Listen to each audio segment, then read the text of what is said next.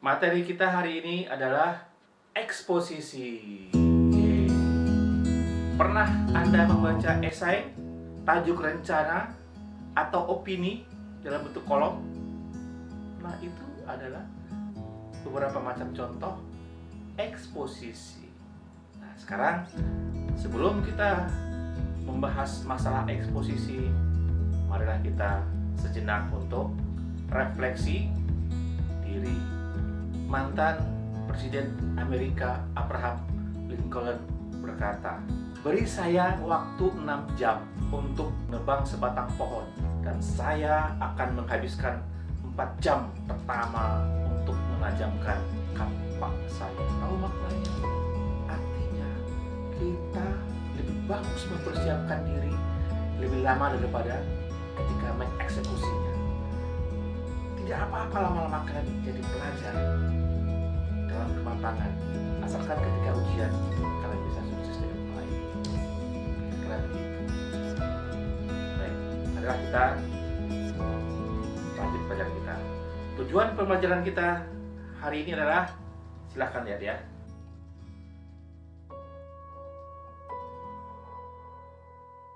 Banyak orang yang mempunyai ide yang bagus, tetapi ketika dia berhadapan dengan orang lain atau memberikan ide itu kepada orang lain, dia tidak bisa membahasakan dengan baik, sehingga idenya itu tidak bisa berkembang. Karena apa? Karena dia tidak menguasai ilmu eksposisi. Jadi, sekarang kita sedang mempersiapkan untuk bisa mengembangkan ide dengan baik kepada orang lain.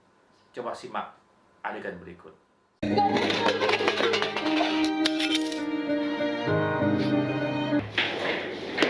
Lo masih inget kan sama gue? Setelah lo baca note gue, hidup gue tuh jadi aneh. Apa sih yang lo lakuin ke gue? Lo ngutuk gue? Apa salah gue? Gue tuh hampir gila gara-gara ini semua. Semua ini tuh terjadi secara singkat. Gue rasa tuh hidup gue bakalan aneh. Seperti yang saya bilang, kami tuh berasa. Kenapa, Mauren? Kenapa? Gue mohon, cabut kutukan gue. Gue mohon, Mauren. Gue mohon. Diana, tenang dulu Diana. Silahkan duduk. Diana, saya sama sekali tidak mengutuk kamu. Apa yang saya katakan, itu dari apa yang saya bacakan di kartu tarot yang saya ramal kamu kemarin. Diana, kamu memiliki kemampuan berbeda dari orang-orang lainnya. Kemampuan spesial. Apa yang kamu katakan bisa menjadi sebuah kenyataan, Diana. Spesial. Seharusnya kamu bersyukur, Diana, atas apa yang Tuhan kasih ke kamu. Mungkin saja anugerah itu bisa kau gunakan untuk membantu orang lain.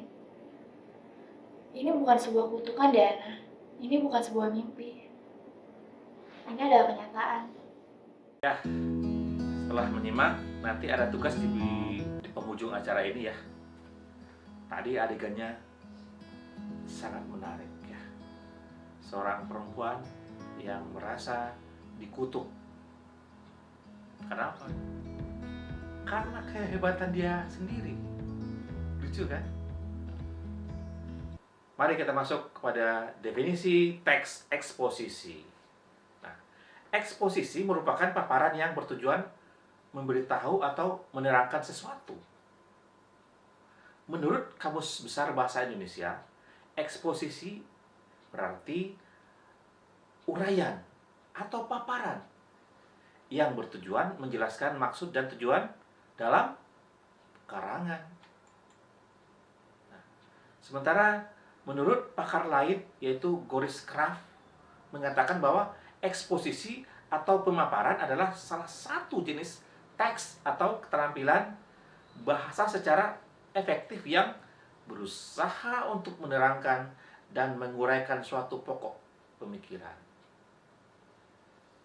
Nah, mana yang akan dipakai? Sama saja. Intinya adalah bagaimana memaparkan pokok pikiran. Lanjut ya. Ciri-ciri dari teks eksposisi adalah: 1. Bersifat objektif pada pembahasan persoalan dan tidak menggunakan kata atau frasa yang bersifat menarik emosional pembaca sehingga tidak memihak kepada pihak manapun. Yang kedua, bersifat informatif. Artinya, setelah dibaca, pembaca merasa mendapatkan informasi yang bagus, informasi tambahan. Yang ketiga, teks memuat fakta. Fakta dapat berisi data berupa angka. Misalnya, tingkat kasus trafficking selama sedekade terakhir adalah bla bla bla bla. Masukkan angkanya. Itu fakta. Yang keempat, menggunakan bahasa baku. Jadi dalam teks eksposisi tidak boleh bahasa gaul. Jadi bahasanya baku dengan ragam laras ilmiah dan gaya bahasa yang lugas. Artinya dia resmi tetapi gampang dicerna, itu lugas. Selain itu, tanda baca dan ejaan juga sangat diperhatikan, yang ditulis berdasarkan PUEB, Pedoman Umum Ejaan Bahasa Indonesia. Nah, itulah ya. Struktur teks eksposisi. Nah, teks eksposisi memiliki struktur tersendiri yang terdiri atas pernyataan pendapat atau disebut juga dengan tesis, argumentasi, dan pernyataan ulang. Nah, dalam soal pada umumnya akan disajikan potongan paragraf dan peserta didik biasanya diminta untuk mengidentifikasikannya. Oleh karena itu, sangat penting untuk memahami konsep dari ketiga komponen tersebut. Struktur teks eksposisi bagian pertama adalah pernyataan pendapat atau tesis. Bagian ini berada pada bagian awal teks yang berisi topik yang diangkat oleh penulis. Selain itu, opini penulis juga termasuk di dalamnya. Opini ini membuat pembaca untuk memosisikan diri apakah pro atau kontra. Struktur kedua dari teks eksposisi adalah argumentasi. Setelah topik diangkat melalui opini, bagian selanjutnya ialah bagaimana opini tersebut didukung dengan argumentasi berdasarkan data dan fakta. Nah, data dan fakta itu harus kuat secara sistematis. Semakin ilmiah data yang diberikan dan dengan penjelasan yang runtun, semakin baik kualitas dari tulisan itu. Karena itu, bagian ini pada umumnya lebih dari satu paragraf. Sebab selain data dan fakta, beberapa jenis teks eksposisi memberikan penyajian contoh beserta alasannya. Struktur teks eksposisi yang ketiga yaitu penegasan ulang. Pada bagian ini berada pada paragraf akhir, sehingga disebut juga sebagai penutup atau kesimpulan. Tesis disebutkan, tetapi biasanya tidak secara langsung, yaitu dengan menggunakan kata rujukan seperti pada akhirnya persoalan tersebut masih menjadi perdebatan. Nah, kata tersebut merujuk apa yang diangkat pada bagian tesis. Nah, sekarang kita lanjut ke jenis-jenis teks eksposisi. Jenis-jenis teks eksposisi berdasarkan pola pengembangan paragrafnya. Teks eksposisi terbagi menjadi beberapa bagian, antara lain 1. Eksposisi definisi. Eksposisi ini menjelaskan topik tertentu secara definitif, yaitu memberi penjelasan dengan batasan makna. Ini contohnya ya, silakan dibaca. Perhatikan situ kata yang diwarnai.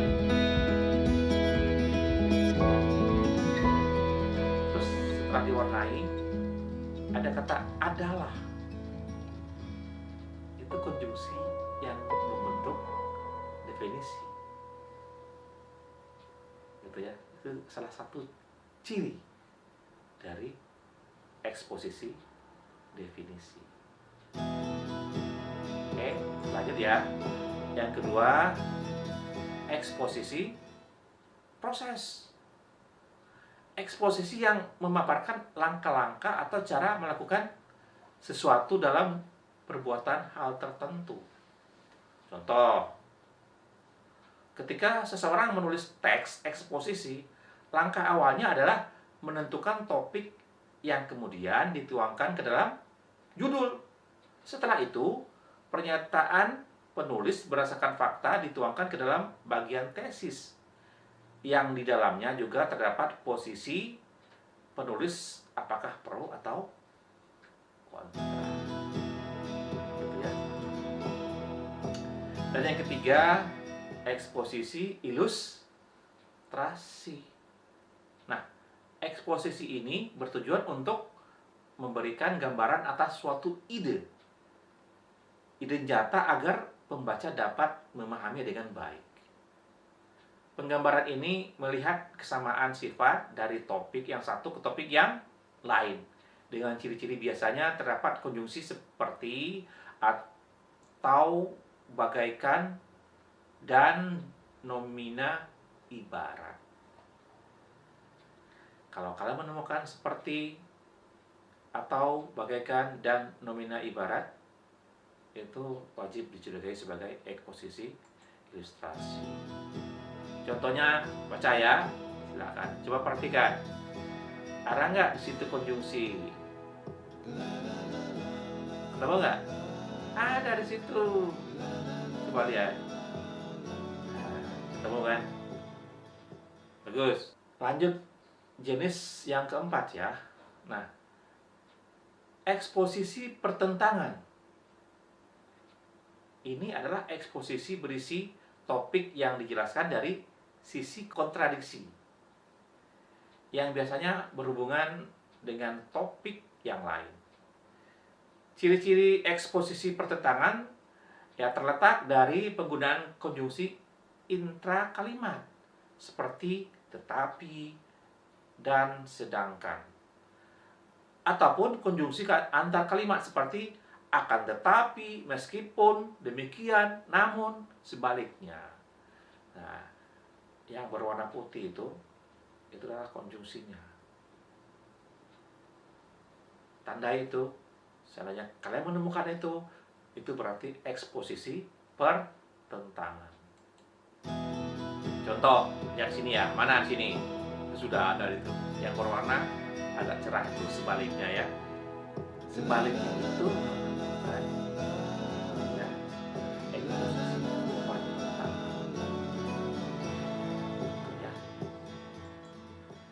yang kelima, eksposisi perbandingan, yaitu eksposisi yang membandingkan antara satu dengan yang lain, menjadi ciri dari teks eksposisi ini.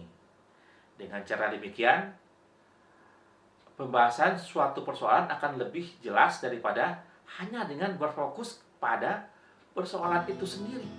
Mau lihat contoh? Nah, baca ya, perhatikan di situ. Mana yang menjadi penandanya? Sudah menemukan ya. Nah, lihat, tandai, catat dalam pemahaman kalian agar kalian ketika melihat paragraf yang lain di luar contoh ini, langsung tahu ini adalah jenis teks eksposisi perbandingan. Apa? Itu ya. Yang keenam, eksposisi klasifikasi. Nah, eksposisi ini berfungsi untuk mengelompokkan atau membagi sesuatu ke dalam golongan tertentu. Terdapat dua pola, yaitu menyeragamkan ke dalam satu kelompok atau memisahkan ke dalam kelompok yang lain. Oleh karena itu, dalam membuat teks eksposisi ini dibutuhkan dasar pengklasifikasian yang jelas. Contohnya, baca ya, ini lihat mana yang klasifikasi. Usaha sastra Indonesia di Universitas Indonesia bagi menjadi 3. Sastra dan meskipun ketiganya bla bla bla bla sampai terakhir.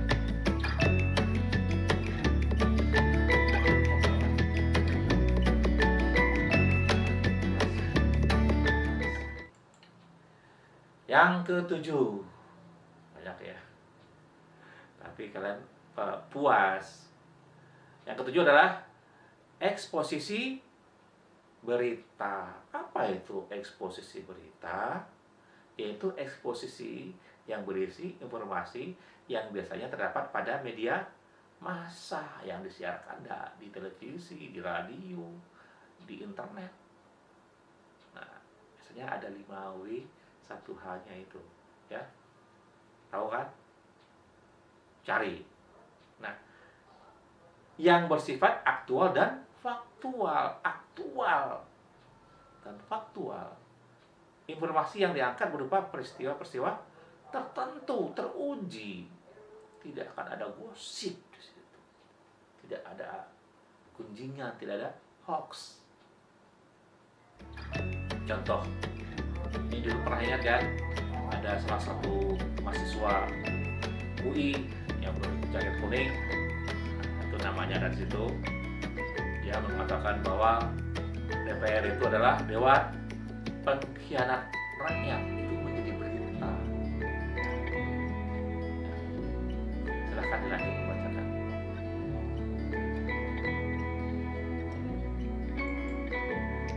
Yang kedelapan, di penghujung ya, eksposisi analisis. Apa pula itu eksposisi analisis? Yaitu eksposisi berisi pengamatan yang mendalam. Lalu pada bagian argumentasi dibahas secara bertahap, menganalisis. Jadi, misalnya saya meyakini bahwa adanya berbagai lembaga bimbingan belajar merupakan bentuk dari gagal sistem pendidikan di Indonesia. Ada yang dianalisis ini. Hal ini bukanlah tanpa alasan. Mulai kan analisisnya. Pertama, tak sedikit peserta didik yang kalah bersaing dengan para peserta didik lainnya yang mengikuti bimbel yang dilihat dari segi nilai pada tiap-tiap mata pelajaran yang diampu. Jadi sejenis koreksi yang meyakinkan. Nah, berakhir. Nah, tugasnya apa? Tugasnya sangat gampang. Tadi kan sudah ditayangkan, ada adegan ya, ada seorang wanita, wah, situ, mama. Sekarang tugas kalian gampang saja, yaitu apa yang menjadi penyebab tokoh pada tayangan yang tadi merasa dikutuk. Coba explore, jelaskan menurut pemahaman kalian. Lalu kaitkan dengan ciri-ciri teks eksposisi. Tulis di kolom komentar nama kalian, kelas, dan nomor presensi. Itu saja, tidak ada kirim kemana-mana, cukup di situ. Saya kalian, caranya tidak ada, udah penting kosong. Oke, jumpa lagi, selamat bertugas. Oke, dadah. Demikianlah pembelajaran kita hari ini. Semoga apa-apa yang kita pelajari jadi ilmu dan keberkahan di masa depan. Amin amin ya rabbal alamin. Wassalamualaikum warahmatullahi wabarakatuh. Semangat.